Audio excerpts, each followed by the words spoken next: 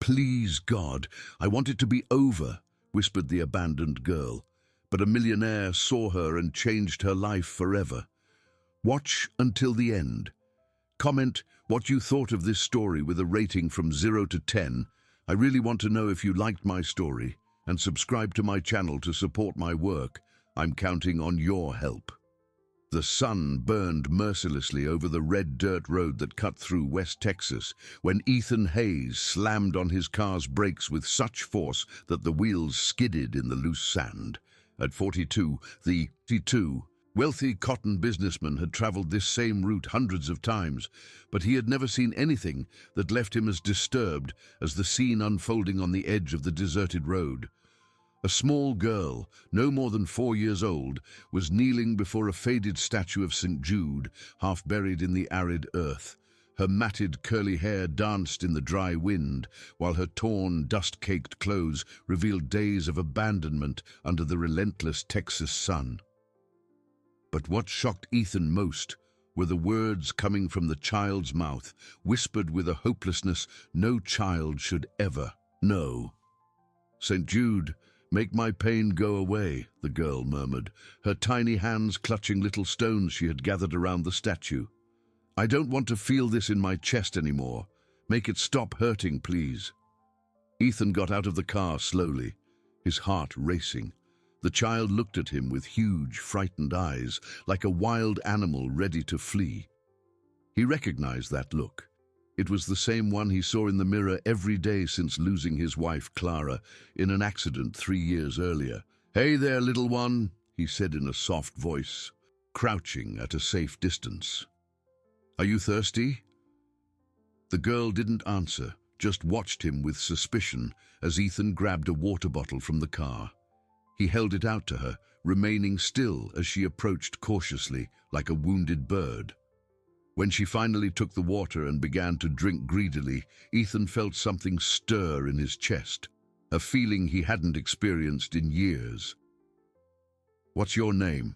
he asked. "Lily," she answered in a hoarse, almost inaudible voice. "Lily is a beautiful name. I'm Ethan." "Where are your parents, Lily?" The girl lowered her eyes to the ground and didn't answer. Ethan looked around.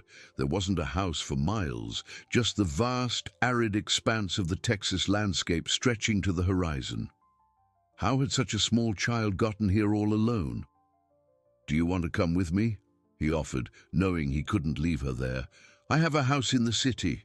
You can get something to eat, take a bath."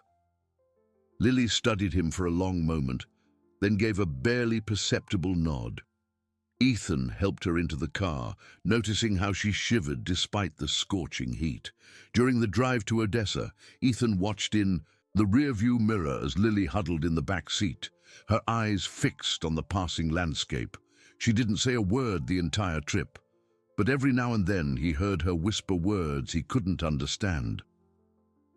When they arrived at his house, a large, airy home in the center of Odessa, Martha Peterson, his 58-year-old housekeeper, appeared at the front door with her face wrinkled in disapproval. The woman had cared for Ethan since Clara's passing, and her rigid religious expression didn't hide her irritation with the unexpected situation.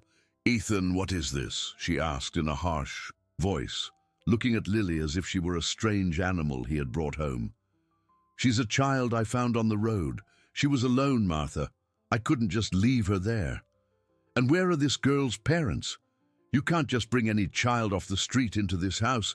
It's dangerous, Ethan. What if she's sick? What if she brings trouble?" Lily hid behind Ethan, clinging to his leg tightly. He felt the little girl tremble again, and something fierce awoke in his chest. "She's just a scared child, Martha. She needs help." "A child off the street is always trouble," the housekeeper grumbled. "Mark my words, Ethan, this will not end well." Ethan ignored Martha's protests and led Lily into the house. The interior was cool and spacious, with ceramic tile floors that reflected the natural light pouring in through large windows. Lily looked around with wide eyes, as if she had never seen anything like it. "You must be hungry," Ethan said, guiding her to the kitchen. "Martha, can you fix something for her?" The housekeeper huffed, but started preparing a simple plate. Meanwhile, Ethan watched Lily timidly explore the kitchen. The girl approached the window, overlooking the backyard, and became fascinated by a hummingbird flitting among the garden flowers. "Birdie," she whispered, and for the first time since he found her, Ethan saw a small smile light up her face. In that moment, watching that abandoned child find joy in something so simple, Ethan made a decision that would change both of their lives forever. He didn't know who Lily was, where she came from, or why she was alone on the road. But he knew he couldn't abandon her, not after seeing that fragile, precious smile. "You can stay here tonight," he said, crouching beside her. "Tomorrow we'll figure out how to help you." Lily looked at him with those big, serious eyes, then nodded. But when Ethan took her to one of the guest rooms, she flatly refused to sleep alone, clinging to his hand in desperation. "Don't leave me," she pleaded, her first complete words since they arrived. Ethan's heart broke. He ended up sleeping in a chair by the bed, while Lily finally fell asleep, holding his hand tightly. During the night, he woke up several times to the girl's screams as she thrashed in nightmares that made her cry in her sleep. When the sun rose over Odessa, Ethan knew his life had completely changed. Looking at that vulnerable child sleeping restlessly in his home, he felt something awaken that he thought he had lost forever with Clara, the need to protect and love someone. But what Ethan couldn't imagine was that discovering the truth about Lily would reveal secrets connecting their lives in unimaginable ways, and that the journey beginning that day would lead him down the darkest and brightest paths of human nature. Lily's first days in Ethan's house were marked by a disturbing silence that echoed through the hallways like an invisible ghost. The girl moved through the house with cautious steps, always staying close to the walls, as if afraid to take up too much space. Her large eyes followed Ethan's and Martha's every move, but she rarely spoke, limiting herself to nods or shakes of her head when questioned. Martha watched the situation with growing irritation. In the 3 years she had cared for Ethan after Clara's passing, she had grown accustomed to the predictable routine of the house, to the controlled silence she herself had helped build. The presence of a child disturbed this carefully established order. "This girl is strange, Ethan," she commented on the 4th day while preparing breakfast. "She doesn't talk, doesn't play, just stares. A normal child doesn't act like that. Maybe she's not right in the head." Ethan, who was watching Lily sitting in the yard untangling knots in her own hair, felt a pang of anger. "She's been through something traumatic, Martha. She needs time to feel safe. And when are you going to look for her family? You can't keep her forever. People will start asking questions." It was true. Ethan knew he needed to take action. But every time he thought about turning Lily over to the authorities, something in his chest tightened painfully. The girl had started following him around the house like a silent shadow, and in the rare moments she smiled, always when she saw the hummingbirds in the garden, he felt as if the sun had started to shine in his life again. The next morning, Ethan decided to see Sarah Jenkins, the city social worker he knew from his business dealings with the city. Sarah was a competent and dedicated 35-year-old woman who had become one of the few people he trusted in Odessa. "I found an abandoned child on the road," he explained in her modest downtown office. "A 4-year-old girl. I need to know how to proceed." Sarah frowned, picking up a blank form. "Abandoned how, Ethan? Did you call the police? Did you file a report?" "No, she was alone, scared. I couldn't leave her there. That's irregular. Cases of abandonment must be reported immediately." Sarah paused, studying Ethan's face. "But I understand your concern. How is she now?"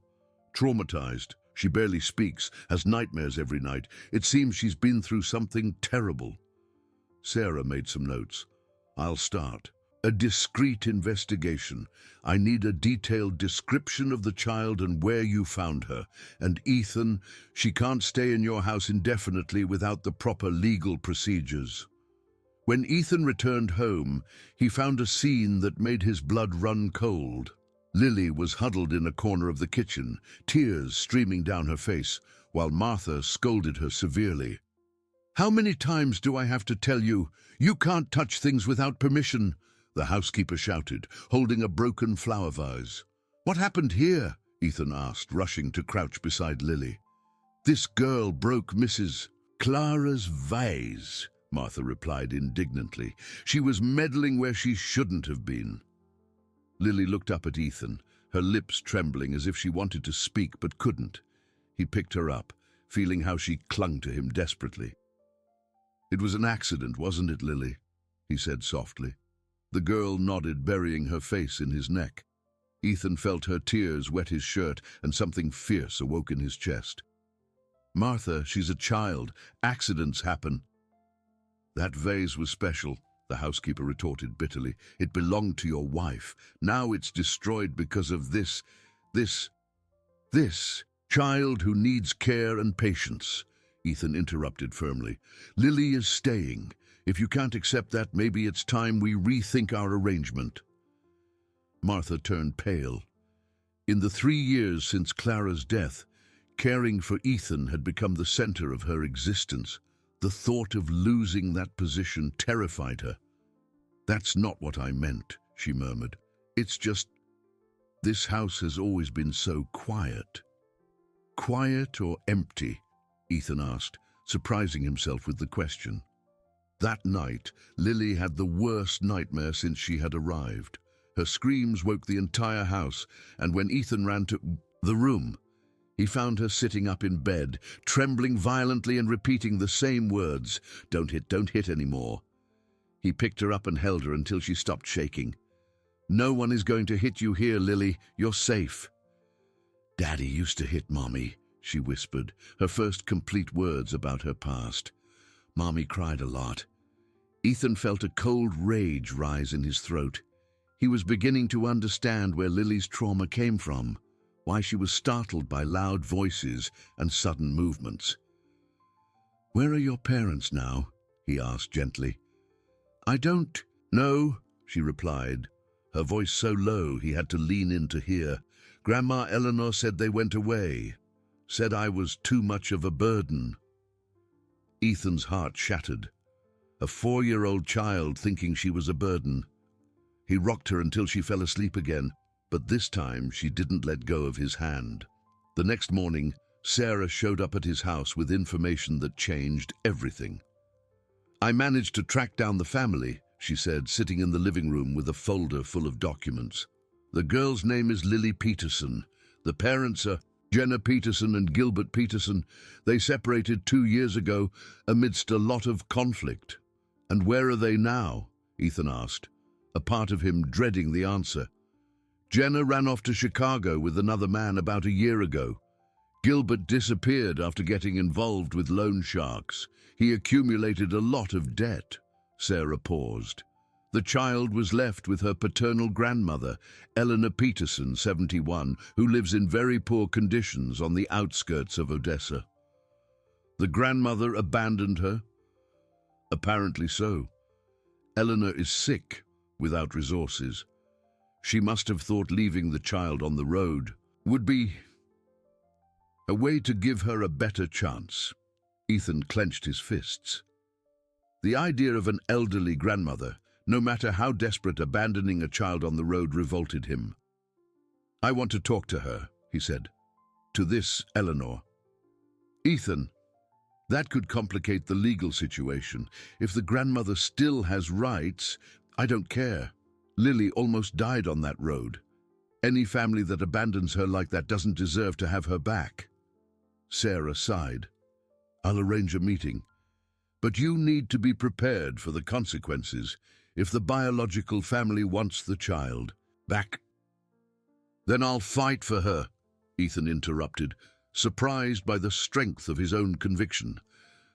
When Sarah left, Ethan found Lily in the backyard, sitting under the large oak tree that dominated the back of his property. She had found a piece of charcoal somewhere and was drawing in the dirt, little birds flying toward the sun.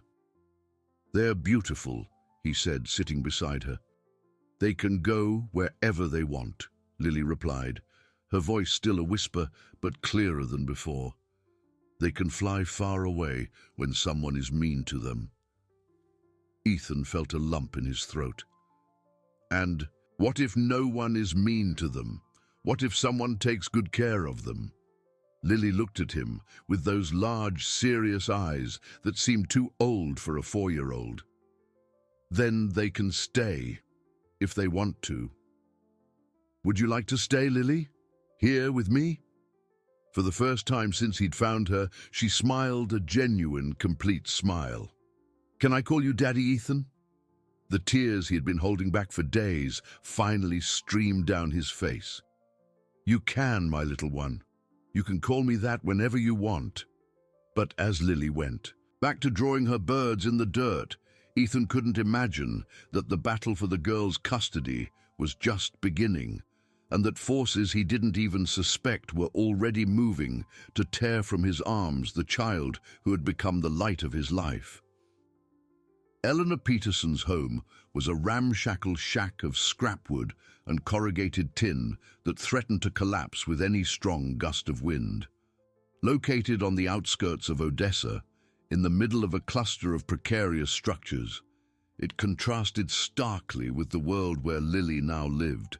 Ethan parked his car a few blocks away, following Sarah's recommendation not to draw unnecessary attention. "She agreed to see us," Sarah said, as they walked down the dirt street. "But she's very ill. Advanced tuberculosis. She may not have much time." When they knocked on the cracked wooden door, a weak voice answered from inside. Eleanor Peterson appeared on the doorstep like a ghostly apparition, a 71-year-old woman who looked 100, consumed by illness and extreme poverty. Her eyes, however, still shone with a sharp intelligence that belied her physical fragility. "You came about Lily," she said, not as a question, but as a statement, heavy with guilt. "Yes, Mrs. Peterson," Sarah replied. "This is Ethan Hayes, the man who found your granddaughter." Eleanor studied Ethan with eyes that seemed to see right through to his soul. "Come in," she said finally, "but wipe your feet. The house may be poor, but it's still clean." The interior of the shack was Spartan but organized. A single bed, a small table, 2 chairs, and a gas stove were practically all the furniture. On the walls, faded photographs showed a family that had once been happy, a young man, a smiling woman, and a small child, whom Ethan immediately recognized as Lily. "Is she okay?" Eleanor asked, motioning for them to sit. "She's recovering," Ethan answered, struggling to keep the anger out of his voice. "But she's traumatized. Why did you abandon her on that road?" Eleanor lowered her eyes, her trembling hands fiddling with the hem of her worn dress. "Because I'm a coward, because I couldn't stand to see that child waste away with me." "Waste away how?" asked Sarah, taking out a notepad. "Gilbert, my son, was always troubled, drank a lot, had a bad temper like his father. When he got together with Jenna, I thought he would change. Lily was born, and for a while they were happy." Eleanor paused, gasping for breath. But then the fight started. Gilbert lost his job, started drinking more. He would hit Jenna in front of the girl. Ethan clenched his fists. "And you did nothing?" "I tried. I talked, I argued, I threatened, but they were adults, and I was already getting sick." Tears streamed down Eleanor's wrinkled face. Lily started to get strange. She stopped talking, would hide when she heard loud voices. She saw her mother being beaten and didn't understand why. "And when did they separate?" Sarah asked. "Jenna fled in the middle of the night, took only the clothes on her back and left Lily sleeping. When the girl woke up and asked for her mother, Gilbert lied, said she had gone on a trip." Eleanor began to cough violently, and Ethan saw blood on her handkerchief. Gilbert tried to take care of her for a few months, but the loan sharks started closing in. He owed a lot of money from gambling. And so he abandoned his daughter too, Ethan said, his voice laced with disgust. One night he came home very agitated, said he needed to disappear, that dangerous people were after him. He picked up Lily, who was sleeping, and brought her here, said he'd be back in a few days. Eleanor looked directly at Ethan. That was 8 months ago. The silence that followed was as heavy as a tombstone. Ethan imagined Lily waking up in a strange house, discovering that another person she loved had disappeared. "How did you care for her?" he asked. "As best I could. But I was getting sicker, with no money for medicine, barely able to buy food." Eleanor pointed to a corner of the shack where a pile of yellowed papers rested. Lily drew all the time. Birds, always birds. She said she wanted to fly far away from the fighting. Ethan's heart broke. Lily's obsession with birds made sense now. They represented the freedom she had never known. "Why didn't you seek help?" "Social services," Sarah began. "And say what? That I couldn't take care of my own granddaughter? That I was going to let her go to an orphanage?" Eleanor shook her head. "I preferred to believe that someone better than me would find her."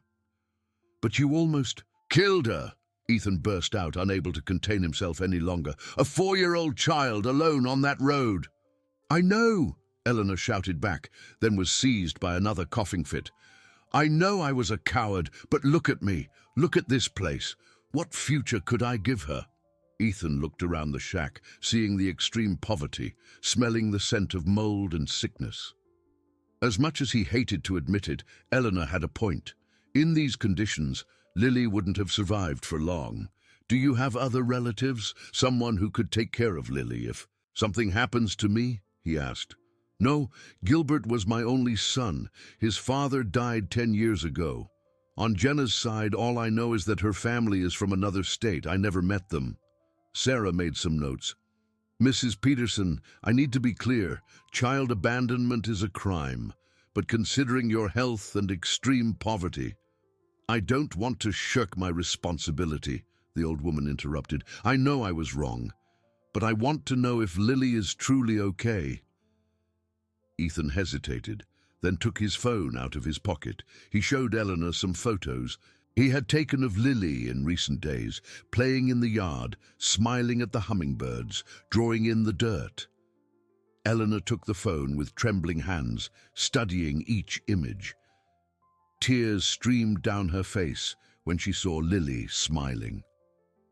"She hasn't smiled like that in months," she whispered, "not since before her mother left." "She calls me Daddy Ethan," he said softly.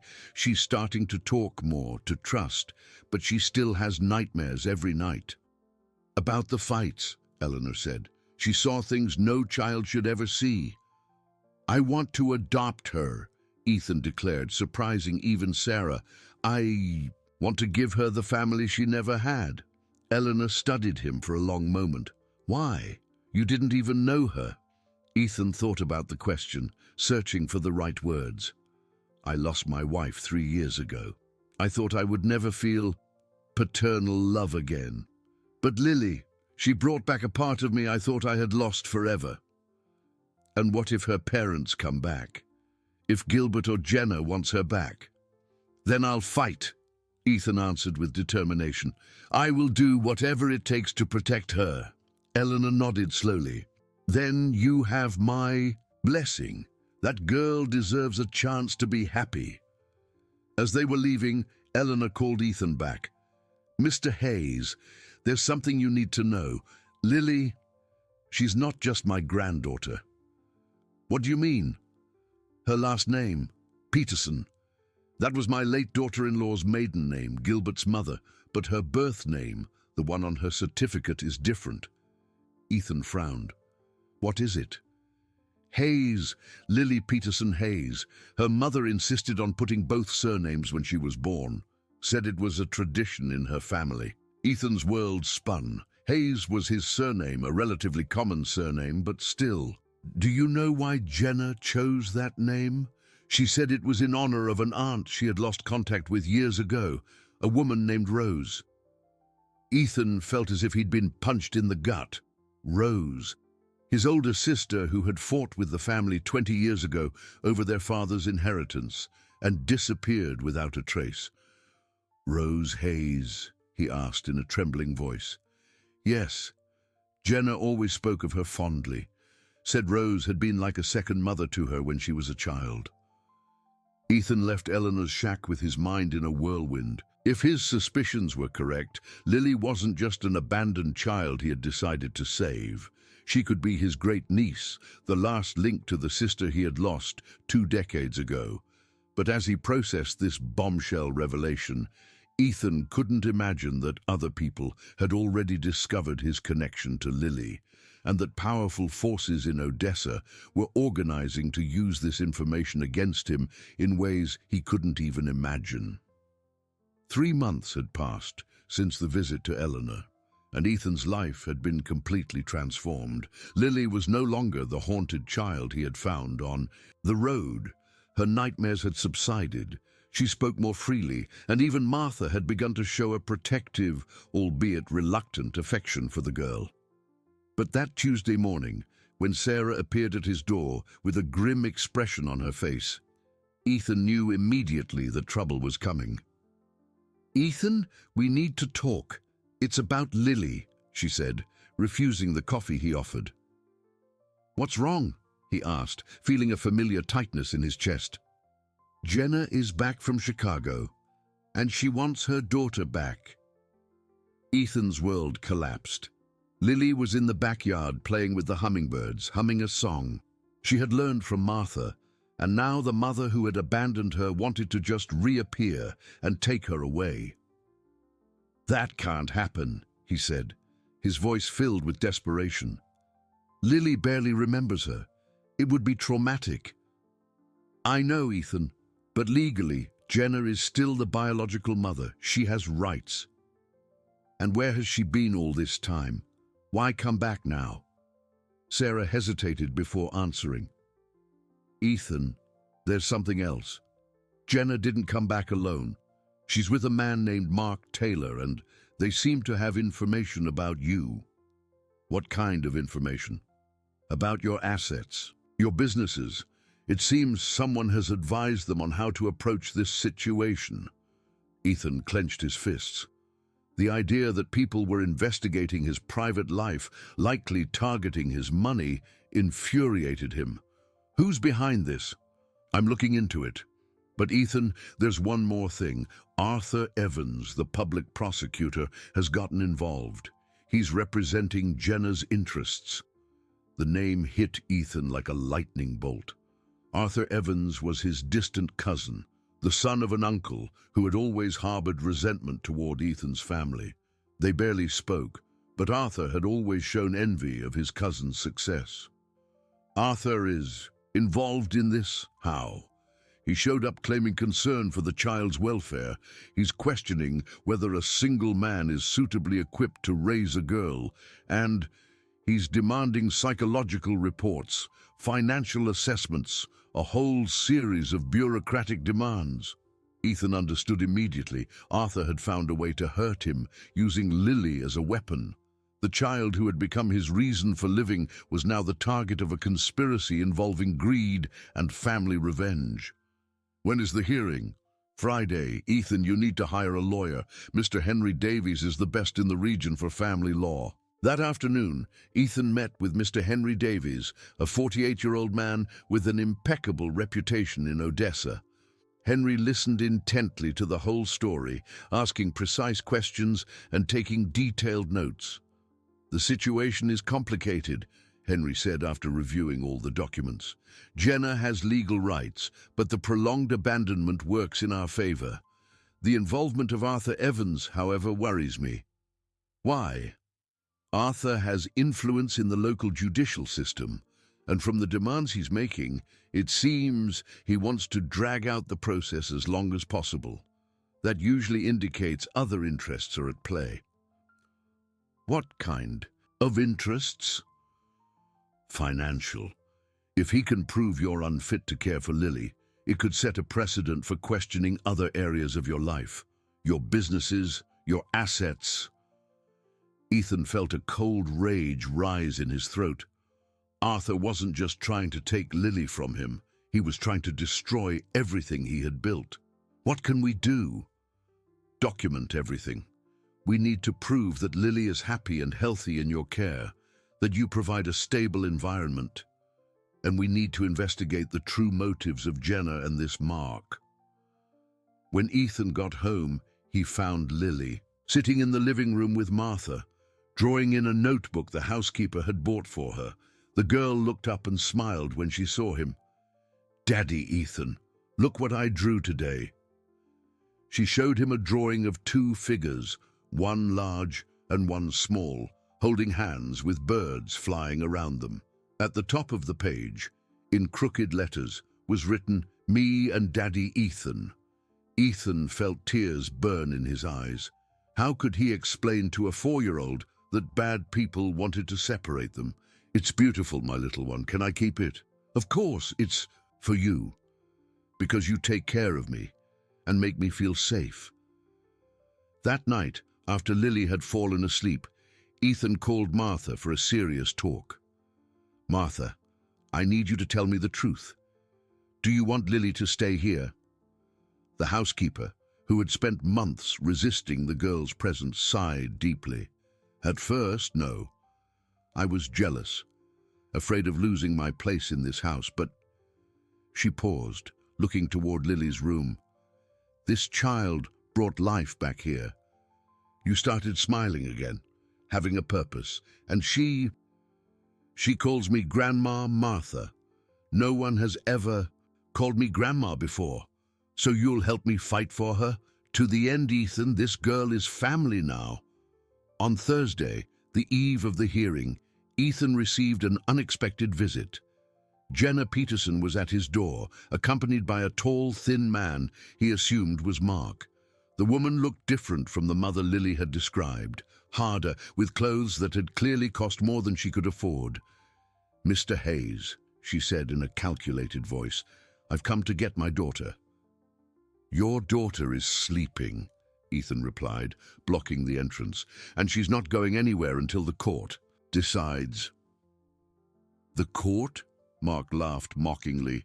"The court will return the child to her biological mother where she belongs. You're just a stranger who took advantage of the situation." "Took advantage?" Ethan exploded. "I saved her. You abandoned her." "I never abandoned Lily," Jenna lied without blinking. "I left her temporarily with her grandmother while I sorted out my life in Chicago. Now I have the means to care for her properly." Ethan noticed the expensive ring on Jenna's finger, Mark's watch. Someone had funded their return, and he suspected who it was. Lily is happy here. Traumatizing her now would be cruel. "She'll adapt," Mark said coldly. "Kids forget quickly." At that moment, Lily appeared in the living room, rubbing her sleepy eyes. When she saw Jenna, her face paled, and she ran to hide behind Ethan.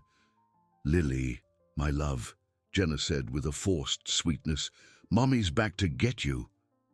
"No," Lily whispered, clinging to Ethan's legs. "I want to stay with Daddy, Ethan." Jenna tried to approach, but Lily began to tremble violently, just like in the first days after her abandonment. "You need to leave," Ethan said firmly. "You're scaring her." "Tomorrow she's coming with me," Jenna said, all the sweetness gone from her voice. "Get ready to say goodbye." After they left, Ethan held Lily in his lap as she cried inconsolably. "I don't want to go," she sobbed. "Please, Daddy, Ethan, don't let them take me." "I will do everything I can to protect you," he promised, knowing it might not be enough. In the early hours of the morning, as Lily slept restlessly in his arms, Ethan made a desperate decision. He called Mr. Henry Davies. "Henry, I found something. I need to tell you about my sister Rose. I think Lily is my great niece. If we can prove it, that would change everything," the lawyer replied. Blood relation takes legal precedence, but we need concrete proof, documents, records. I'll get them. I have until tomorrow. As the sun rose over Odessa, Ethan knew the most important day of his life was beginning. The hearing would not only decide Lily's future, but also reveal family secrets that could change everything or destroy his chances of protecting the child he had learned to love as a daughter forever. If you liked this video, please subscribe to my channel. I promise to bring you videos every day that will make your life happier. Comment what you thought of my story with a rating from 0 to 10, and thank you so much.